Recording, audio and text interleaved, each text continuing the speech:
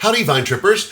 I wanted to take just a moment before the show begins to tell you a little bit about the Texas Wine Lover website and app.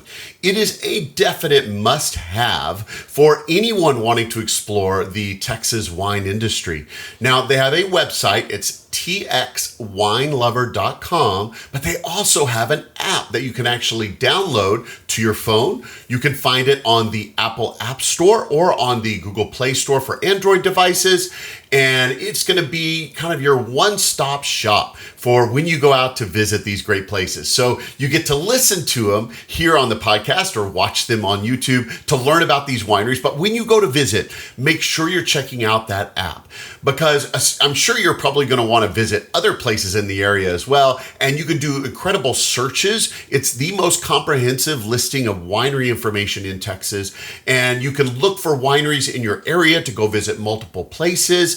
You can sort those listings by finding out ones that are kid-friendly, maybe some that are pet-friendly. If you want to look for events or things that are going on, if you want to find those that can host RVs, just about any category you can think of, you can actually sort those listings and find wineries around you to go visit. The app is free to use for you and I. So it's a perfect, again, hand-in-hand tool when you're going out to visit wineries. Listen to them on this podcast, watch them on YouTube, and then start making your plans to go visit and use the Texas Wine Lover app when you go.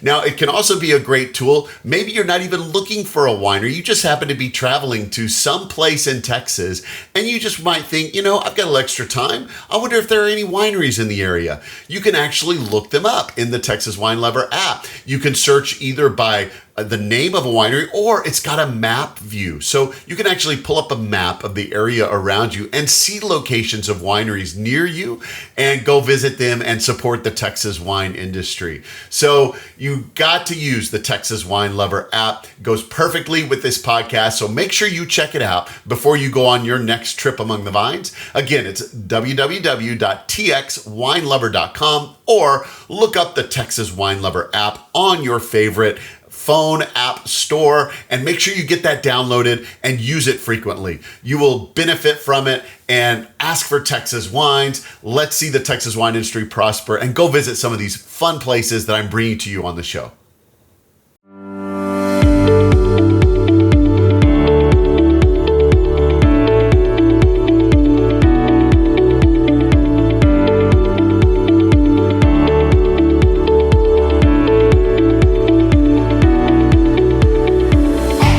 Texas Under Vine, an exploratory podcast to scout out the best that Texas wine country has to offer. I'm your wine guide, Scott, and I'm here to lead you on an auditory expedition to the vineyards and wineries across the great Lone Star State. Each episode will cover a different vineyard, winery, or wine-related business operating in Texas. You'll hear interviews, descriptions, and details about each location that will excite you to visit and experience them for yourself. Ready to plan a wine tour? Use these episodes to choose the most interesting spots for you and your friends to check out. Most of all, enjoy hearing about the rapidly growing wine industry in the state and what makes our wines and wineries the best.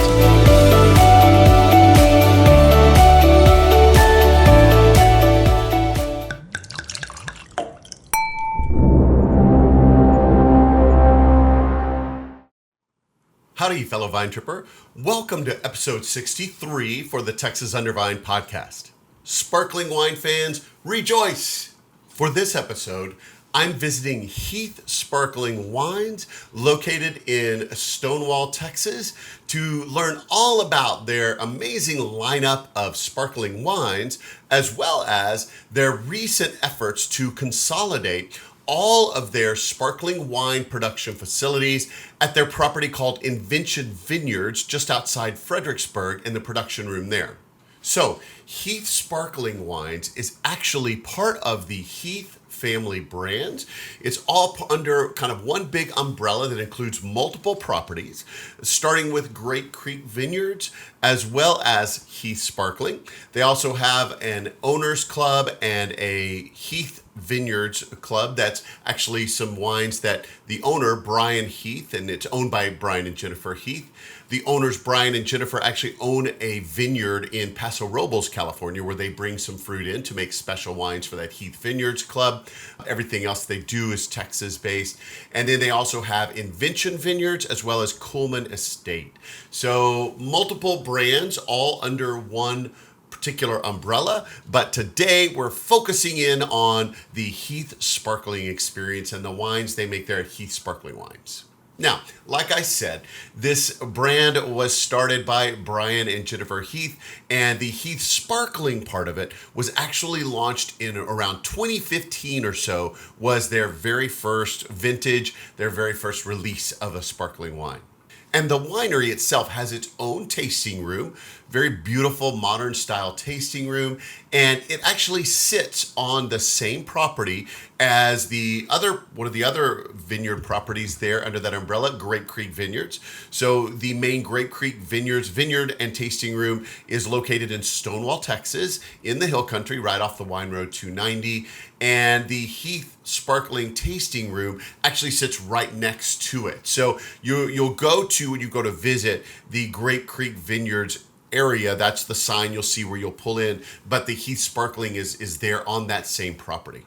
The winemaking team that is in charge of these tasty sparkling wines you're going to get at Heath Sparkling is headed up by their VP of winemaking, Jason Englert. Now, Jason has been in the wine industry since 1996, and he's actually been with Grape Creek Vineyards since 2004, which was actually a couple of years before Brian and Jennifer purchased it in 2006 to take it over, and they kept him on tap there as their winemaker, and he's been with them now for 20 years with Grape Creek, and just doing an amazing job making incredible wines for all of their umbrella properties. But he leads a winemaking team, and one of the spear points on that team is the Invention winery manager, Ryan Miller. Ryan has actually been there as part of the winery itself at Invention since 2022, and when the Heath family brands came in to take that property over, they purchased the older winery that used to be there. They revamped it and rebuilt it into the now Invention Vineyards that we know of today, and they kept Ryan on. He was originally working for the previous winery and stayed on with Heath family brands, and is now the Invention winery manager and is working closely with Jason as part of this whole sparkling process. There's a whole lot that goes into it, which we'll talk about, but he is actually working very hand in hand with Jason on that. Now, as I said earlier, their very first vintage was in 2015. They were the first winery actually to be making sparkling wines in the traditional method, which we'll talk about in a few minutes, from Texas fruit. And again, that started back in 2015, and they continued that process and have now kind of perfected it into 4 different lines or 4 different wines that they offer in their sparkling program. The issues that they faced when they first started making this wine was they really wanted to use the traditional method. And I'll talk more about that in a couple of minutes, and we'll go over the details of that. It's a much more complicated method that requires very specialized equipment. It's very expensive equipment, and nobody in Texas had that equipment at the time. There was a facility in California that had this equipment for doing the sparkling process, the second fermentation. And so when they first started, they would harvest the grapes here in Texas. They would then bring them to their production facility there in Fredericksburg or Stonewall and produce those base still wines that are needed for the sparkling wine. So it's Texas fruit that was processed here in Texas. But for the secondary fermentation, the sparkling part of it, they had to then send those still wines to this facility in California who had all of that specialized equipment to do the final processes of turning it into sparkling wine and getting that bottled and sent back so that they could then sell it. Over the last couple of years, they've really wanted to bring that production process in-house. So they've recently taken the time to invest in bringing all that equipment to Invention Vineyards, and they are still waiting on one last piece. You'll hear about that in the interview, but they've been consolidating all of that so that they don't have to use any other companies. Everything will be done here in Texas and processed right here in the Central Texas area. Now, as I said, they have 4 great sparkling wines that you can taste. When you go to their tasting room, you'll get to set up a tasting to taste all 4 of those as part of your tasting. However, if you really want a special treat, it's such a beautiful tasting room, you really want to go through the process of getting and reserving the paired tasting. And the paired tasting is actually just a little bit more expensive, but they are going to actually take all 4 of those wines and pair each one of them individually with a specially crafted small bite through an in-house chef that they have there at the tasting room, who's purposefully making these small bites to match up with each of the different 4 sparkling wines. They're amazing chef creations, so tasty, so good, and they change seasonally. So even if you've done the paired tasting before, it's worth it to do it again at different seasons, because they will change with different flavors, different foods and spices and things that more match the season to be able to go with those wines. So it's worth tasting that paired tasting once or multiple times. All right. Before we go any further, I do want to go, for those that aren't in the know about sparkling wines, just to go into a few of the small details that make traditional method different from other types of methods. Now, the easiest form of sparkling wine, and what you will probably find at a lot of different wineries that you go to who can afford, again, this heavy-duty equipment and expensive equipment to do traditional method, is something that we call forced carbonation, or sometimes forced carb for short. And it's basically kind of like the way they make soda, in that they are taking the CO2 and actually injecting it into the wine to force the bubbles in. And it's just one method of making sparkling. One of the downsides of forced carb is that those bubbles typically don't last as long. If you've ever opened a Coke or a Pepsi or something like that and taken a few drinks and let it sit for a while and come back, it starts to get a little more flat, right? The bubbles don't last as long with forced carb as they do with some other methods. Now, there are other types of methods. There's pet nats, which basically they don't finish the fermentation. They let the fermentation finish in the bottle to get a little bit of natural carbonation in it. There's also things like the tank method. If you've ever had Prosecco wine, that's what we call the tank method, which comes closest to the traditional method, except that it's done, rather than bottles, it's done in a big tank and so forth. But the true king of carbonation, of making sparkling wines, is what we call the traditional method. Also, in the French, is called méthode Champenoise. And if you recognize the word Champenoise to champagne, that's kind of where it comes from. There are a lot of EU restrictions about the word champagne. Champagne is a sparkling wine, but based on the EU's protections, you can only call a wine champagne if it's actually produced and bottled there in the Champagne region of France. There are a handful of small places that were grandfathered in outside of Champagne, but it's a rarity. And so that's why we talk about sparkling wines when we talk about this in the traditional method rather than champagne. Although champagne, again, is a traditional method. So let's talk about the traditional method itself and what makes it different. What is the process? Because it's kind of a long, exquisite process that's a little different. And so a lot of people may not understand how it all works and why it's special.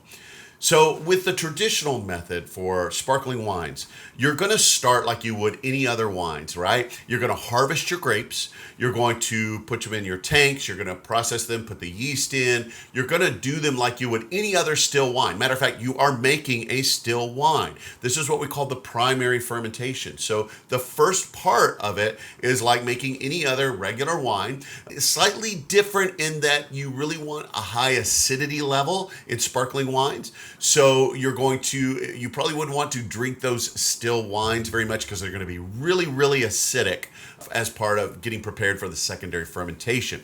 But it's done the same way. You let the yeast then eat the sugars, produce the alcohol and the CO2, but you're making a base still wine. At this time, some sparkling winemakers will do some blending as well. Champagne that we mentioned a moment ago is actually typically a blend of 3 different grapes: Pinot Noir, Chardonnay, and Pinot Meunier.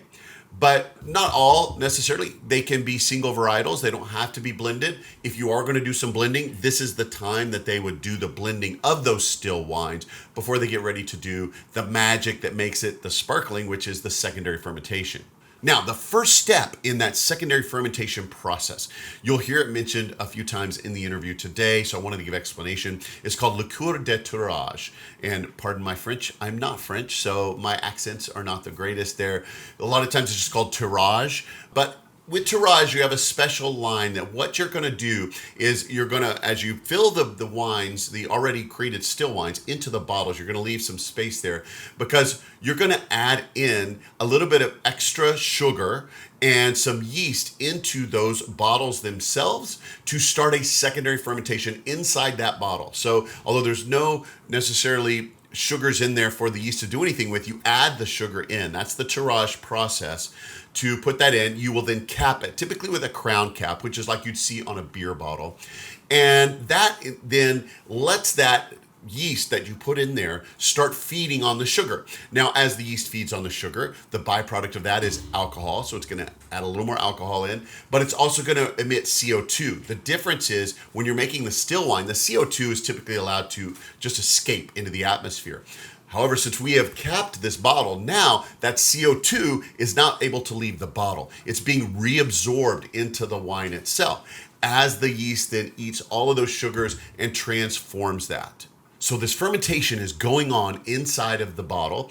It's typically laid on its side. And as the yeast cells begin to eat that sugar, they eventually die and they form what are called lees. So the dead yeast cells form kind of a sediment inside the bottle that are called lees. And the lees rest inside the bottle. The lees can actually offer a little bit of flavor to the wine itself, toasty, bready kind of notes that you typically get.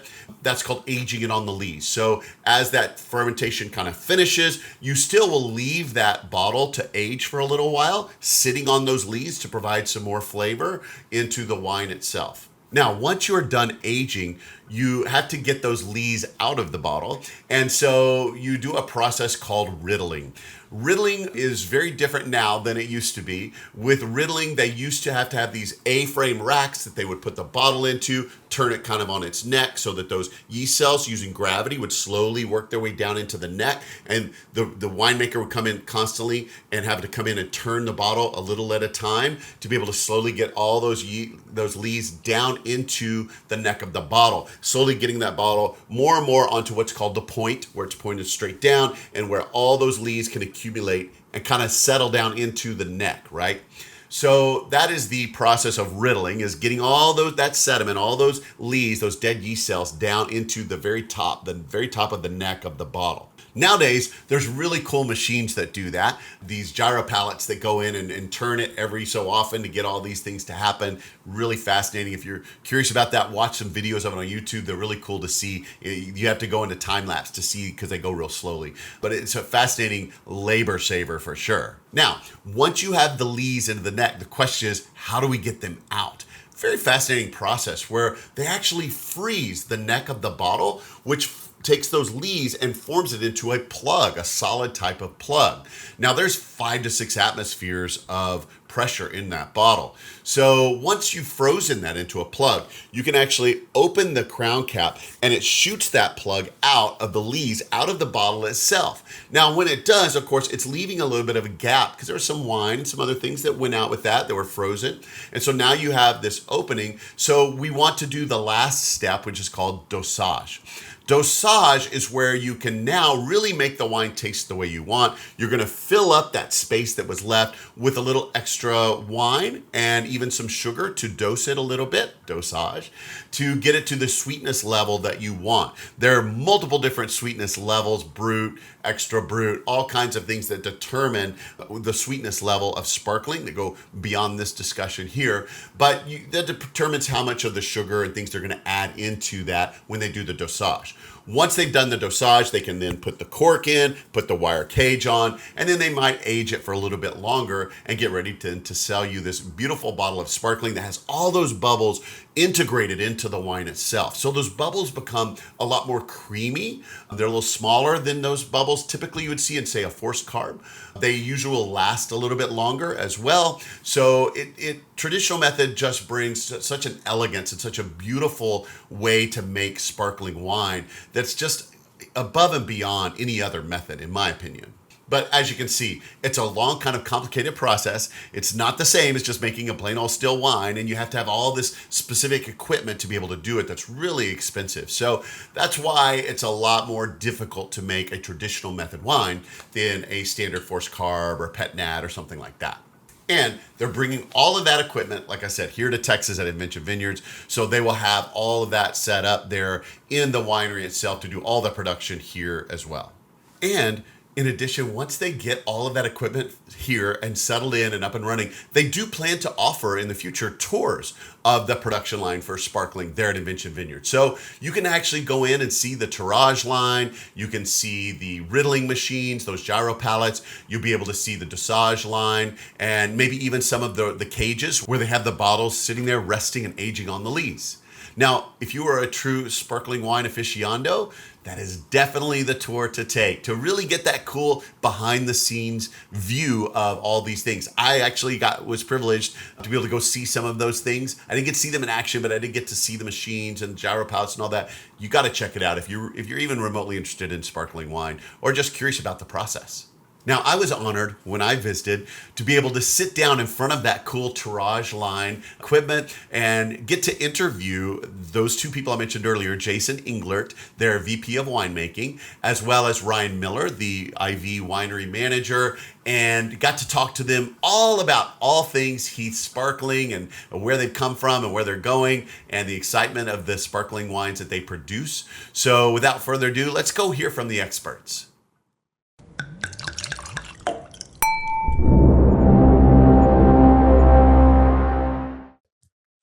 Howdy, Vine Trippers. Welcome to this episode about Heath Sparkling Wines. And I'm actually sitting at Invention Vineyards. We're here. This is where the production facilities are for Heath Sparkling and all part of the Heath family brands, which we'll talk about here in a few minutes.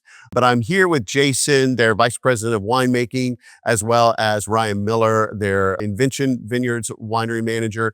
And they're all part of the magic that makes these bottles when you drink Heath Sparkling Wines. And their production facilities, like I said, are coming here and they're building things out here at the production facility. So I get to sit down and talk to them about these great sparkling wines here in Texas. So without further ado, I will turn my attention over here. And so Jason and Ryan, I'll let you guys decide who wants to go first. Tell me a little bit about yourself. So what got you started in the wine industry? Tell me about your wine journey. Well, mine was purely by accident. Went to school at Texas Tech, graduated in 96 and just happened to take what I thought was a part-time temporary job at Yano. It's called a winery. Oh yeah. So I was there 8 years and then toured under a really smart guy, Greg Bruni, who's now retired from the industry. And learned most of it was on the job and self-taught and worked with some consultants over the years. And now here we are. This is my 29th harvest. Wow. Yeah. And you've been here with Heath Family Brands for... I was here before Brian Heath bought the Grape Creek Vineyards. Back when Ned Sims owned it. 2004, my wife and I moved here. I took over the winemaking for them after Ned Sims had just passed away. Worked for his son and daughter. And then 2 years later, they sold it to Brian. And Brian decided, hey, this guy knows what he's doing and let's keep him on. I got lucky, I guess. And so you've been here now 20 years? Yeah, over 20 years. Wow. So, yeah. Great. Been a while. Ryan, what about you? I started out just as a seasonal winery worker for a friend's family winery in California, and I liked it so much. I thought, I'll study this, and I wanted to stick to the farming side mostly, but I really liked it in the cellar a lot too. So I thought, well, I'll figure this out. And I went to school at Fresno State. Okay. Really liked it there, and got a lot of hands-on experience both at state and at local wineries around Fresno, and eventually I graduated with a degree in enology, and really that's when I just said, well, I'm really committed to this. But I love it. It's been great. Yeah, exactly. And so went to Paso Robles, made wine out there for a while, from Monterey down to Santa Barbara. And then 2022, my wife and I were like, hey, I'd like to go back to Texas. And she's like, well, okay, let's consider it. And so we've been looking for a couple of years, and 2022 is the year that things kind of lined up where we both found jobs out here, and we ended up being acquired during the Invention acquisition, and lucky enough, same thing. Hey, got to stay on. Okay. So it's been great. You worked at what was Slate Mills at the time, this winery. At the time, yeah. And then when Heath Family Brands purchased it and then took it over as Invention, they kept you on staff. They did. Yeah. Okay. Thankfully. I think they kept my wife on, and I was like, hey, you got to tag in? We'll let them say. All right. And you've been here with Heath Family Brands since the takeover. So a couple of years, you said around 2.5 years or so. Okay. Is that right? Kind of like that. Well, that 2.5 years. I think we're in our third year acquiring. Okay. So, and you guys are the brain trust behind the whole winemaking philosophy here. So we tell there was there's a group of us. Yeah. Led by Jason, of course. Yeah. We've got a good crew of guys. I think they're probably one of the best in the state. Okay. They're all winemakers, and whatever their title, they do a great job. Well, let's talk for a second about sparkling wines. And so I know that for a while there, Heath was one of the first, if not the first, to bring sparkling wines, traditional method, to Texas. And so let's talk about, how did that originate? What started all of that process? It was kind of on a whim. I think 2015 was our first. Wasn't great, but it was we tried it as kind of a last minute trial. We decided to do this sparkling thing, and it's just evolved, and it's, grown pretty well. It's become a popular, product across the country. But now it's just evolved for us to just do all the 100% production in-house. So okay. Well, and there are several different ways to do sparkling wines, some much easier than others. You got the traditional basic forced carb or even pet nats, and you've got the tank method with like Prosecco. But when you get into the champagne or method Champenoise, where you're really, that's a pretty intensive type of thing. Y'all committed to that early on. We did. And early on, we also looked at doing a production facility all at once. But, when you consider pricing of equipment and facilities, we said, well, let's ease into it. So what we did was we were making the base wines at Grape Creek Vineyard. And then we had a partnership with Rack and Riddle in Hillsburg, California. So we would make the base wines and ship those base wines to them, and they would do the method Champenoise for us.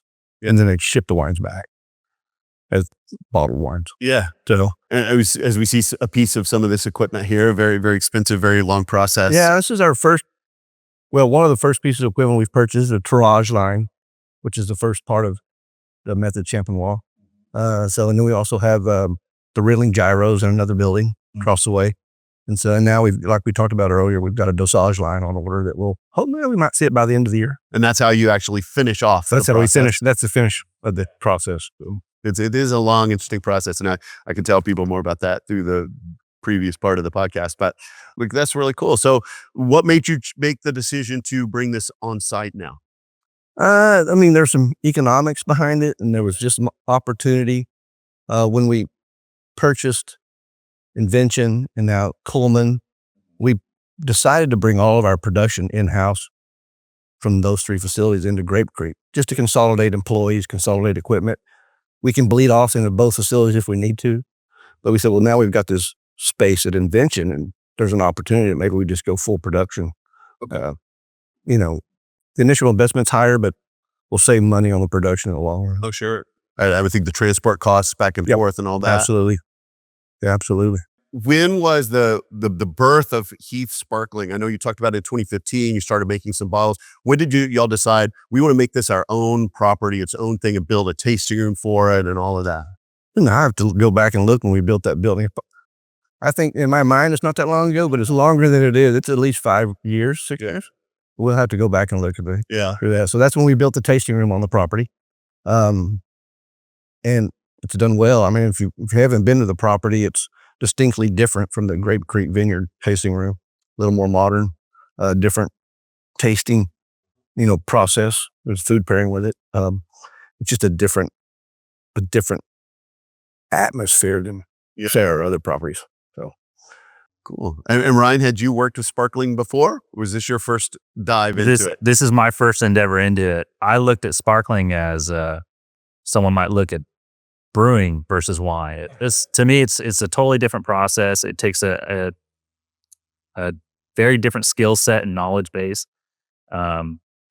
but it's learnable, and we've got Yeah. good consultants helping us out, and we've got, the still wines figured out pretty well, and so we've been part of it, Right. the process, long enough now that Yeah. we can start doing it.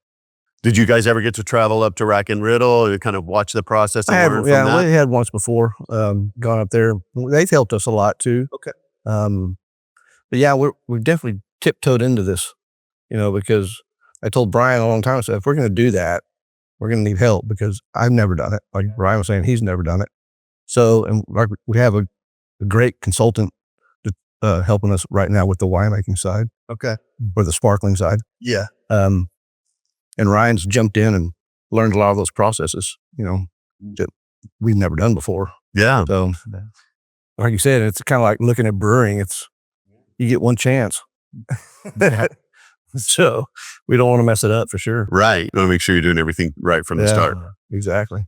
And it's all different as far as, the way we farm those grapes are slightly different. When we pick those grapes, we pick them earlier. Yeah. So there's a different mindset going into this than making just a still wine. Well, that's a great bridge into where let's talk about the fruit for a moment. Where do you get the fruit and where are you sourcing that? And tell me about the fruit a little bit. Well, we try to get most of all of our fruit from Texas High Plains growers. Our largest High Plains grower now is the Leahy Farms. Okay. There's the varieties we use. We have trouble sometimes because they're small producers like Pinot Noir. There's not a lot of people producing Pinot Noir. I think it does well as long as you pick it early for sparkling. When we have a couple other growers that we purchase fruit from, but with Texas weather and Mother Nature here, sometimes we have to farm it out of state, but we don't, not that we're doing it every year on purpose, but it's just something we have to do sometimes. And you have to pick that fruit early to get the higher acidity, right? Yeah, we want the higher acidity. Sometimes that throws a wrench in growers. Yeah. Habits. Their production schedules of yeah, picking and all that. Yeah, we have to pick a month early. What? Yeah. Okay. We don't have the labor to do that right now. Our machines aren't clean. But it's they're good about it. We treat them well and they treat us well. And what are some of the varietals that you use in the sparklings here at Heath Sparkling besides Pinot Noir? Chardonnay, Okay. the Pinot Noir, Pinot Grigio, and Chenin Blanc mostly. And the Chenin Blanc typically has a little Trebbiano blended in. Okay. So, and that's usually we have 4 labels.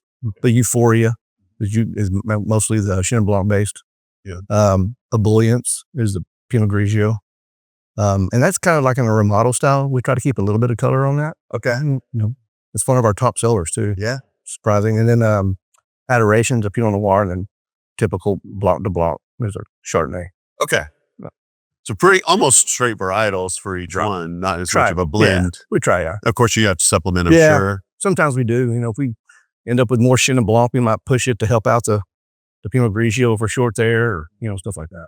So, is any of that fruit estate fruit from your vineyards here, or is it all High Plains for the most part? that's mostly High Plains. Okay. We used to have a little Chenin Blanc vineyard at Grape Creek that's what we originally started the sparkling program with. Okay. And the vineyard got old and started having some disease problems, so we pulled it up, replanted with a different varietal. It was that front entry, by front the drive, entryway, and it was kind of a lower area, a lot of water and things like that. Yep. Issues. That's one of the difficulties of the farming aspect of it all, right? It is, yeah, exactly. Agricultural product.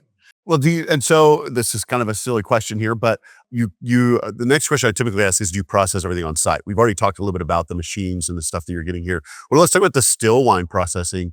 Is that done here at Invention, or are you doing that over at Grape Creek, or? It's done at Grape Creek. Then we'll process it through fermentation, clean it up, and then we'll truck it over here for whatever little aging we do, and then tirage. Yeah. For us, tirage happens pretty quickly after harvest. Yeah. So, and for listeners that don't know as much about how sparkling is made, there's really two fermentation. So you actually ferment a still wine the way you might normally make any other still wine, but you're stopping that a little early, and then you're starting a second fermentation inside the bottle, which is really cool. And that's the tirage where you're adding in the yeast and the tirage bottling. Yeah. Yeah.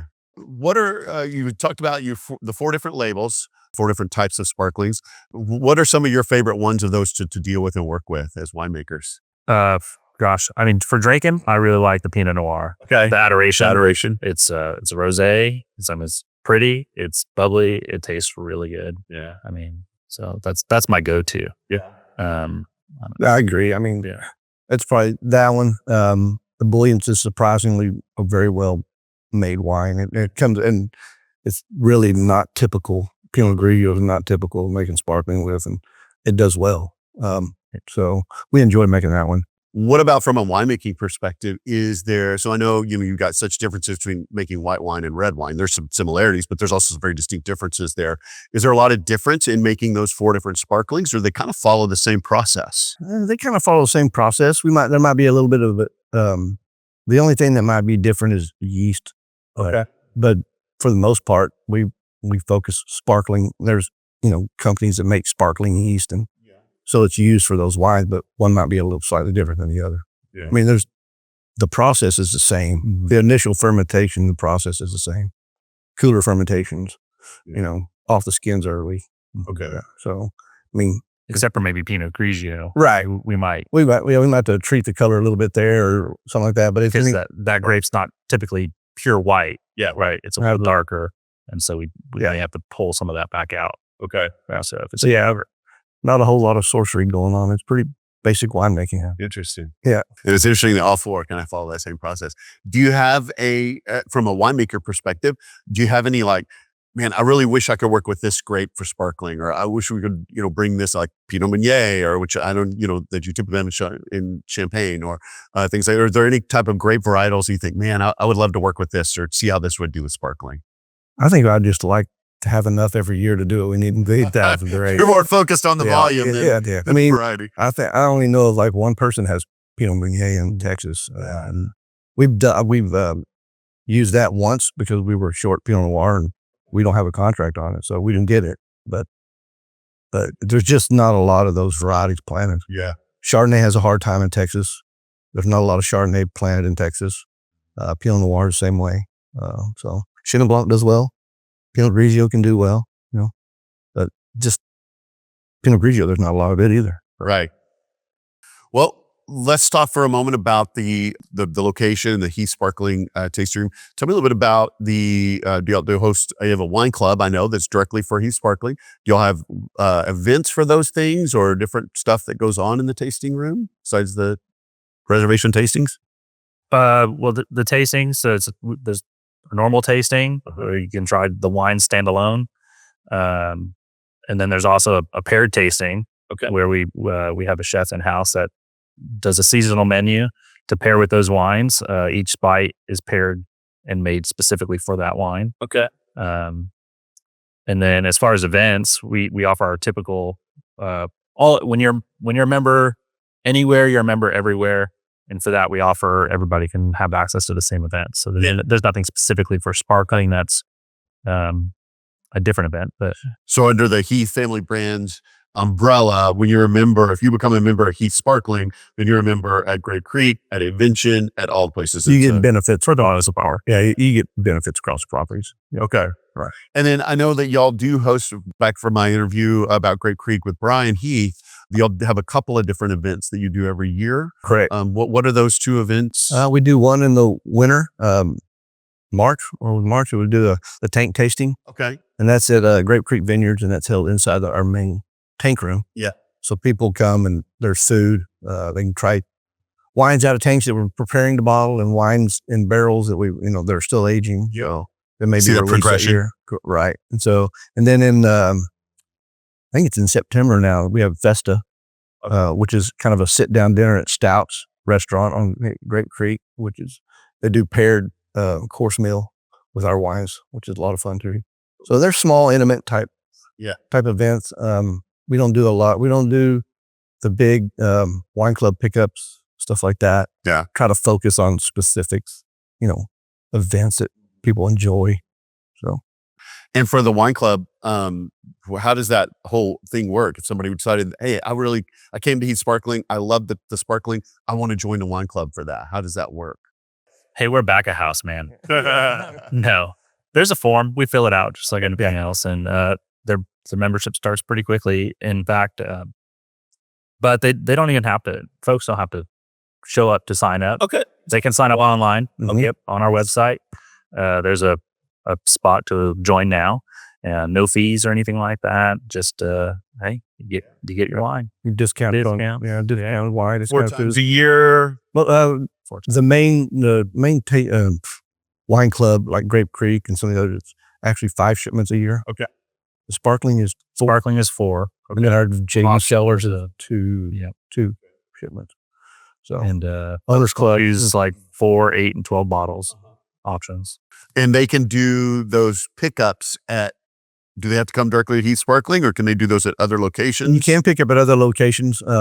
We also have a drive-through pickup facility at Grape Creek Vineyards. Yeah. It doesn't mean you have to go inside and pick up. You just drive right through. Drive up, open your window, and bring your clubs, and grab it and go.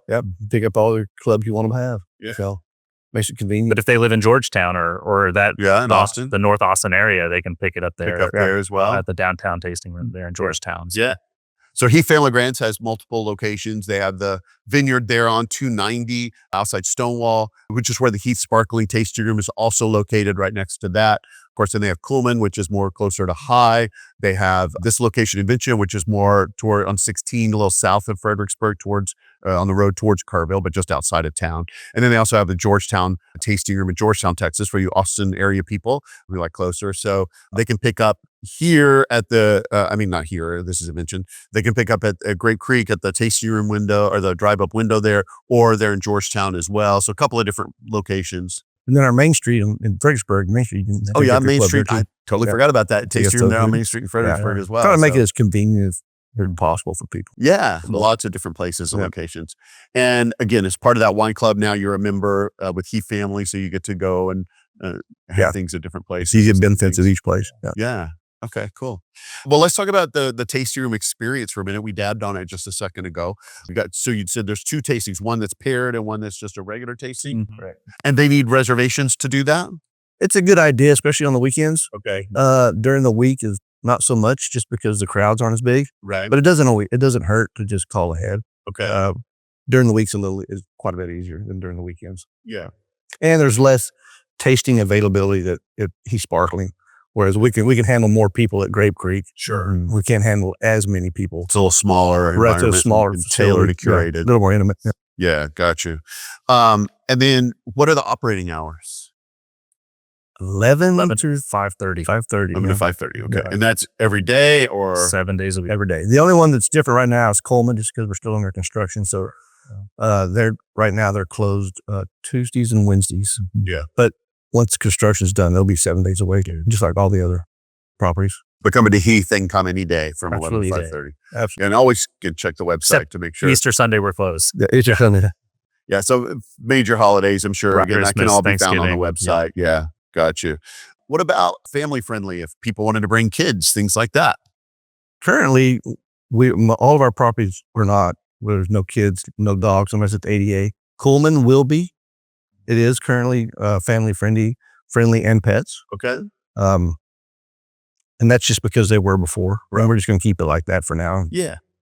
But at Heath, they're going to need to make sure, Heath Sparkling, they're going to need to make sure that they leave that stuff at home. They plan this. Correct. Heath Sparkling is 21 plus, Yeah, 21 plus. 88 service animals only. What about groups? If somebody thought, hey, let's get a bachelorette party to come in, or we got a tour bus that wants to go and go taste. Well, Heath Sparkling is, I believe it's 4 groups are the largest, Okay. but you can email and make a request, and you just have to go through the manager and make sure that you punch all the right buttons. Yeah. So don't just wheel up in your big van. No, but- if you've got a party larger than 4, you need to call ahead of time, like a week or so, and just make arrangements. But Especially depending on the day. A Saturday, yeah, maybe a little further lead time Yeah. versus a Tuesday. Sure. so it just controls the crowd and the tastings. They don't usually do tastings larger than that there, Okay. just to get more one-on-one Yeah. with our servers. Okay. What would you say are some of the busier or slower times? What's the best time for somebody to come visit Heath Sparkling? During the week. Yeah. Yeah, during the week. Weekdays? Yeah, it's always the best time to come. We'll start getting busy depends on the time of year. Springtime is always busier. So Friday, Saturday, Sunday can be busy. And there's been some Mondays that are not crazy, but people stay longer sometimes Yeah. in town. But yeah, during the week is the slower times. And if you just want more of a one-on-one experience, it's going to be during the week. Okay. Yeah. Well, we've talked a little bit about your locations, places that people can go to if they're not members to taste the wine. But I know that, for instance, I know from personal experience, the Georgetown Tasting Room, if you're not a member, then you can go up to like the to-go window they have there to taste are there places that people can go to taste the wines if they're not members yet? Yes, absolutely. I mean, you don't have to be a member at any of our properties to try wine. Okay. Just that when you become a member, you have access to more of the property. Okay. So, and the discounts and the food, stuff like that. Yeah. So, I mean, I know people like to say we're a wine club only. I mean, in a way we are, but we welcome everybody to come in the front door and try the wine. Okay. Absolutely. What about, do you do any kind of distribution with Heath Sparkling specifically? Or are there ways if somebody can't get to one of those locations, but they really want to taste it, where like you buy it on your website, or ways for people to taste it without being able to visit? Correct. Yeah. We have a wine club, shop just like everybody else. Okay. Only distribution we really do, it's pretty small. It's usually local restaurants. Okay. So it's small. I mean, we're direct to consumer. I mean, that's our model. Yeah. So that's what we push. Okay. I mean, like you said, we've got several places to buy wine. You can go into Main Street and buy wine. You don't have to be a member to go in there to buy wine. Okay. So, Online's option on the website. There's a spot to buy wine for anybody, not just members, and it'll list what states we ship to and such. Member pricing and then non-member pricing and all of that. Absolutely. Okay.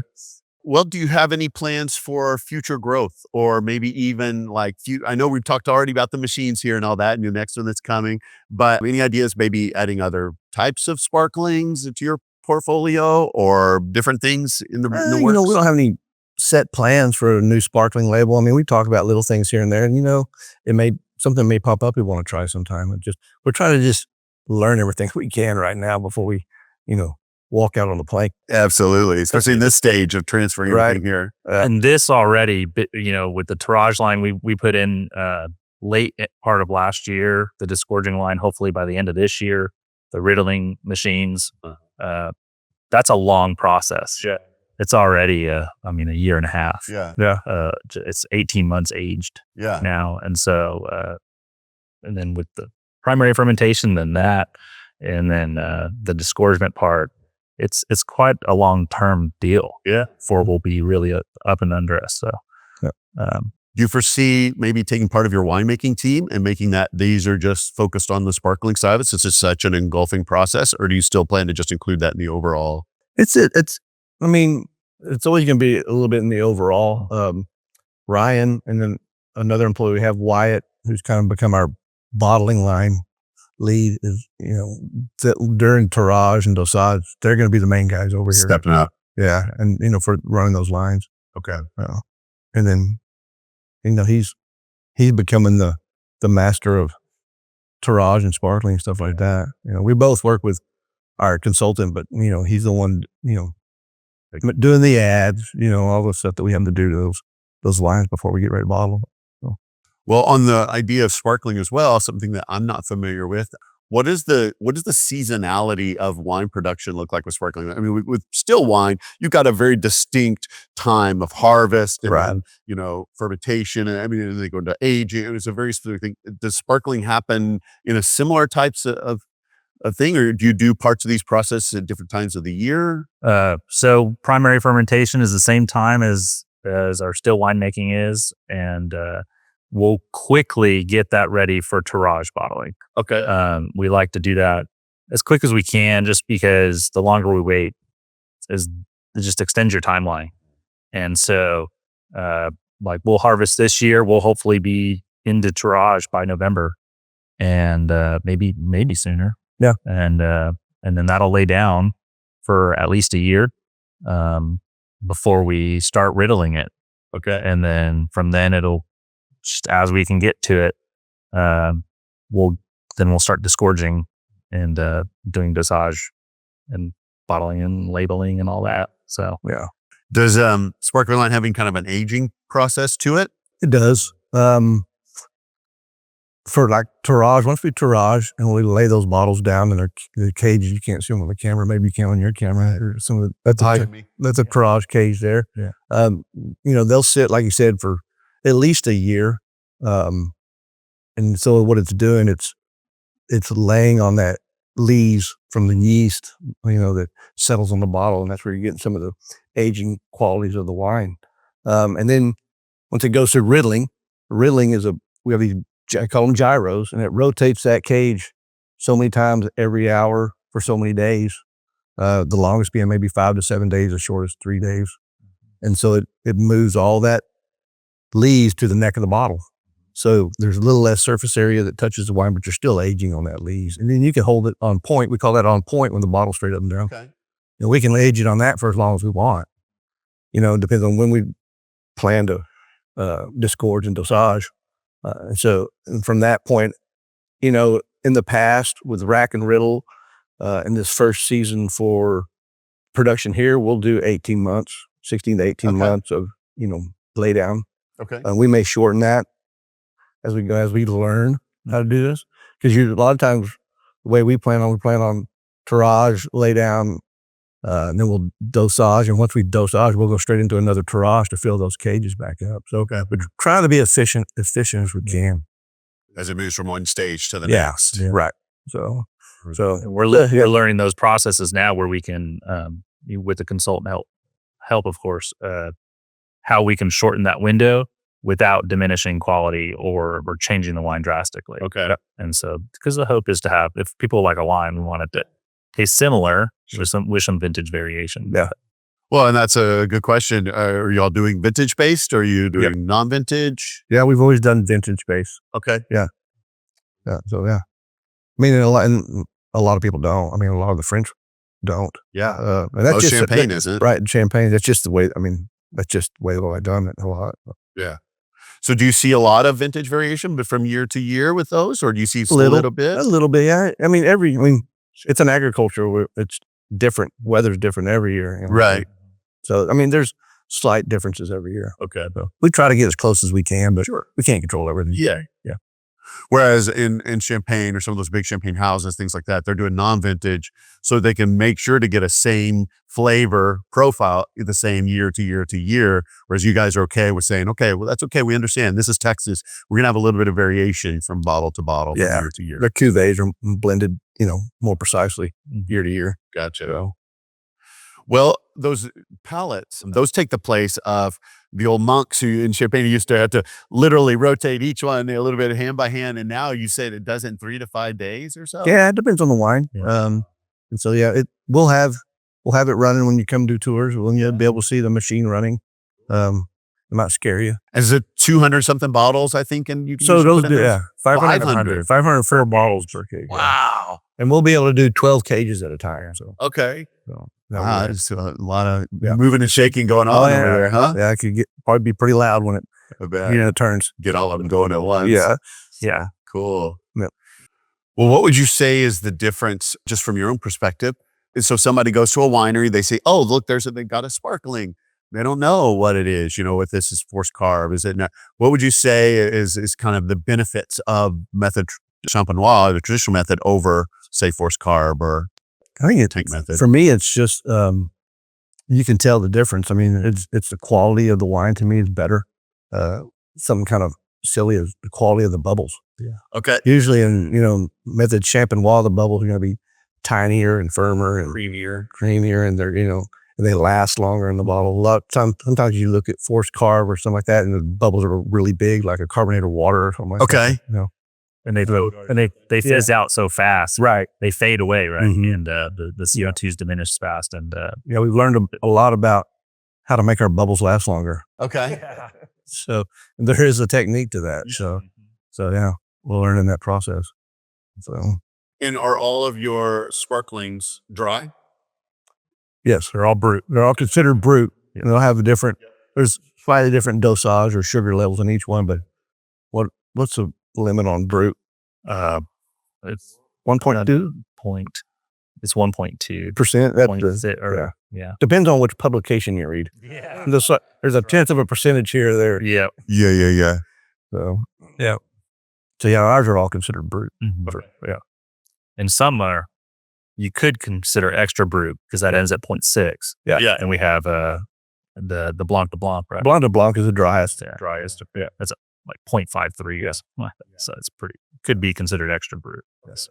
We try to keep those same from year to year, but we'll do dosage trials prior to doing the disgorgement. So we try to get, does it really fit last year's, saying the sugar level, or because your acids might be a touch off here and there every year, your alcohol. So we try to get as close as possible to Part of the chemistry of the whole thing. Correct. The magic. Yes. Yeah. That's the hard part. Yeah. So, I guess, what we should probably mention too is, eventually this at Invention will offer production tours again. Correct. And that'll be catered to the sparkling process. So folks will be able to see, maybe it won't be running, I won't guarantee that, but they'll be able to see the tirage line eventually, and the riddling machines and the disgorging line. They'll be able to see cages that are laying down and aging right now. But that's, once we get all the equipment, so give us time. Yeah. But yeah, I've always wanted to see disgorgement in person. I've seen YouTube videos and things of it, but it's a really interesting process. Yeah. Usually have to do the riddling gyros and time lapse to you see the whole bit. Yeah. See the whole rotation, like one turn every 8 hours. So it's not as exciting. Yeah. But And you'll see that at when you go to the sparkling tasting you're going to do later, you'll see it on our big screens behind the bar that kind of gives you a virtual tour from vineyard to the disgorgement. Oh, cool. So you'll be able to watch that. Yeah. So you can kind of see this. There's a lot of different places that people can go to drink wine in Texas, but not a lot of places right now for method Champenoise, traditional method sparkling. But what would you say really sets Heath Sparkling apart as the top spot that people have to say, this is sparkling wine in Texas and I've got to check it out? I mean, we're the only one that's purely sparkling. Okay. I think that sets us hugely apart, because if you like sparkling wines, we have in the whole lineup, it's just sparkling wines. And so we can taste all those and really try a wide base of different styles. And versus I know it's popular, it's picking up now in the industry. Yeah. Everybody's starting to offer a sparkling. Yeah. But it's hard to offer more than one. Yeah. And Heath Sparkling offers just sparkling wines. Yes. So I think that's, for me, the biggest thing. The thing for me that comes to mind with Heath Family Brands, which is our umbrella over all of our properties, is that you get a little bit of something different of each one. Okay. Even with architecture, the atmosphere, and they're all fairly modern and clean and something different to look at. And there's great patios at all of them to relax and enjoy the wines or the sparklings that you might try. So. In different wines. They're different wines. They're not all the same. Yeah. And different styles, different, all things for different folks. Yeah. I think.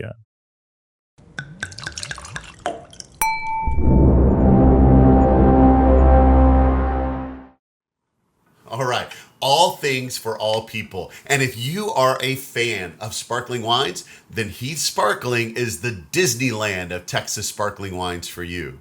And if you are not necessarily a fan of sparkling wines, maybe you haven't found one you like, or maybe you haven't really tasted very much sparkling and you're curious about it, then I encourage you to go do a paired tasting there at their tasting room. I am confident that when you finish that, you're going to walk out with a new favorite.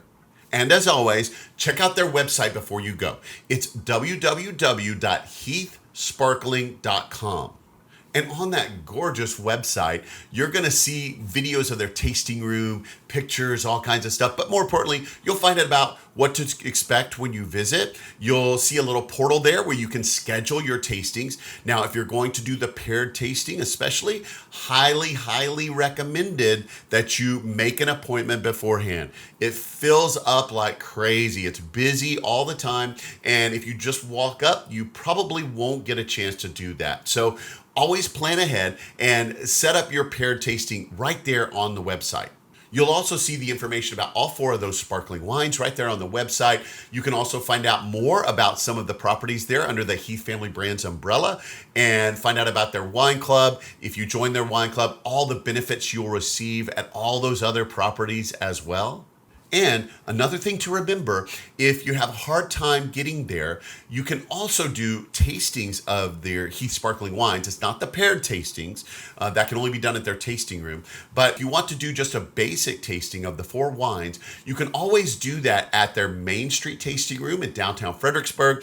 Or you can go to their Great Creek Vineyards location in Georgetown, Texas, just north of Austin, and do a tasting there as well. And don't forget, when you go to see them, make sure you tell them you heard about them on this podcast, Texas Under Vine. So after I wrapped up my visit with Jason and Ryan there at the Invention production facility, I was able to hop in my car because I had an appointment for a paired tasting. So I whipped on over across Fredericksburg and into Stonewall, pulled up onto the Great Creek property, and then walked over to the Heath Sparkling tasting room where I was able to sit down for a great paired tasting. Now, this truly is a very amazing experience in this beautiful tasting room there. You get to actually be at a table with their knowledgeable wine stewards for your appointment, where they bring you out the 4 different small bites created by their chef, and then they will pour each of those 4 wines in succession, and you get to taste them with the great little small bites they purposely paired with each of those wines, while their knowledgeable wine stewards tell you all about the sparkling wine process. Some of the things I mentioned earlier in this podcast about that process, you'll get to hear more about that. And even during that time, they have a big kind of screen right behind the wine steward with gorgeous videos, time lapse of different things. You get to see a lot of the production and the things that go into making sparkling. It's truly an immersive experience that engages not just your taste buds and your sense of smell, but your visual and touch sensations as well, as you get to really enrapture yourself into this tasting. And of course, at the end, I had to pick my favorite one to be able to choose for my episode wine library for this particular podcast. And the one I picked was the last one that we tasted as part of the tasting. It was their 2021 Adoration. So this particular sparkling wine is the one that Jason and Ryan talked about that comes from Pinot Noir grapes. So it's got a beautiful kind of rose gold color and hue to it when it gets poured into the beautiful flutes that they have there, and you get to see the awesome bubbles rising up from the bottom to the top. And the bubbles, speaking of, very creamy, very soft on the tongue. I find that a lot of times some sparkling wines, the bubbles can overpower the flavor sensations. You're getting more of the presence of the bubbles than the taste. But in this one, beautiful notes, red notes of, like, I got some raspberry and some strawberry and things like that on this amazing, gorgeous wine. So the 2021 Adoration came home with me as my wine library bottle for this episode. Make sure you try that when you go. You will if you do the tasting, and you can get some of your own. Okay, now I must toast to my experience here at Heath Sparkling, but I must move on down the road to get to other great wine destinations here in Texas as well. And as always, before I go, I do have a special request for you, my listeners and watchers. As I mentioned in my last episode, I'm doing a summer donation drive to increase my computer capabilities for this podcast. This podcast is taking a long time to edit on my 6-year-old computer, and so it's very slow. It needs a lot more help. So any help that I could get would be appreciated. Any donations you'd like to give. I do have a Patreon page where you can actually give monthly if you would like to get some bonus materials for the podcast. Or if you want to just do a one-time donation, that would be great as well. Anything you can provide would really help me foot the bill for this computer. My goal is about $3,000 to get to the processing power and the memory and the hard drive space and the things that I need to really produce this at a better level. So if you would be willing to donate, you can go to my website. It's www.texasundervine.com. Go to the very top where it says Become a Patron. There are links there, not only to my Patreon page for monthly subscribers, but for people that want to just do a one-time donation as well. So thank you. My heart goes out to you. Please help me raise that money this summer to really help with this podcast production.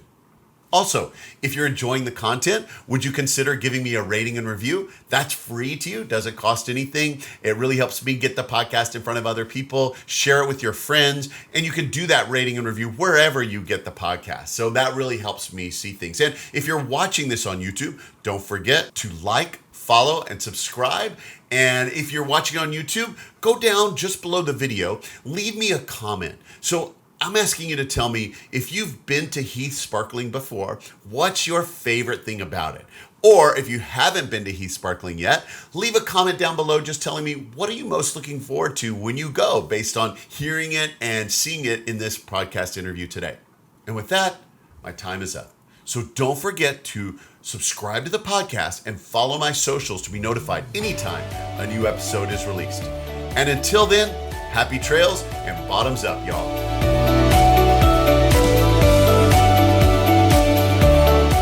Thanks for listening to Texas Under Vine. We strive to provide you with the best information about wine businesses all over Texas. Be sure to check out our website at texasundervine.com and follow us on our socials at Texas Under Vine to stay up on all the upcoming episodes. Please email us with any suggestions or feedback. Also, contact us if you're interested in donating, sponsoring, or advertising on the podcast, just to help us cover our expenses and bring even more great info to you in future episodes.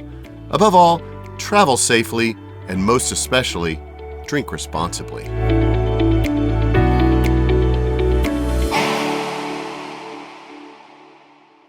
Howdy, Vine Trippers. Before we go, I wanted to direct you to my website, www.texasundervine, because there you're going to find a whole host of things. Besides access to the audio versions and the video versions of the podcast, you can also get those on any podcast provider, and then the video on YouTube. But there you're going to find a couple of things. Did you know that I actually sold some Texas Under Vine merchandise? I only have a handful of items available, about 5 different things, but they are up on my store. So if you go to the website, texasundervine.com, and go to the top, you're going to see a link for the merchandise store, and there you can get your own Texas Under Vine swag to proudly show all of your friends that you support the Texas wine industry, and you can get them started on and hooked on the podcast as well, so they can go visit even more of these great wine destinations. But in addition to the store, I also have a Patreon for my subscribers, people that support this show. I do this all out of a work of love from my heart. I do not make any money on this podcast. I'm actually in the red because I support it all out of my own pocket as a teacher. And it's mainly because I love wine and I love the Texas wine industry. So if you're willing to help me do that and you'd like to see more of these great episodes, hear more from these amazing winemakers, learn more about some fun destinations for you to go and visit on your own, I would appreciate if you would be willing to subscribe to my Patreon. So at the top of my website page, again, you'll find a Become a Patron link. And there you can get all the information about becoming a subscriber to the podcast here as a Patreon subscriber. It only costs a few dollars a month if you're willing to commit that. And there are various levels that you can commit to that each give you behind the scenes benefits that you don't get. And I do have some new things in the pipeline coming down soon. So you want to get on that sooner than later. But right now you can get things like behind the scenes photos at different wineries. You can get things like at one level, you'll get a video walkthrough of the winery. So for every episode, I will post a video walkthrough of me taking you through the winery itself so you can see what it's like before you go. And then at one level, you can even find out before everyone else where I'm headed the next week on the show as it comes out. So you'll know before everyone else. You get a sneak peek. So there's just different levels of benefits, and they all cost a different amount. And as you subscribe, you become the heart of this podcast. You really are what helps me succeed. You are my community and my people. And thank you so much for those that do subscribe. So if you're interested in joining Patreon, check the Become a Patron link at the top of the website. So again, the website is www.texasundervine.com. You can also go to all of my socials. I'm at Texas Under Vine on almost all the social accounts. And check it out and consider sponsoring the podcast and maybe even buying some of that really cool swag on the merchandise store. Happy trails and bottoms up, Vine Trippers.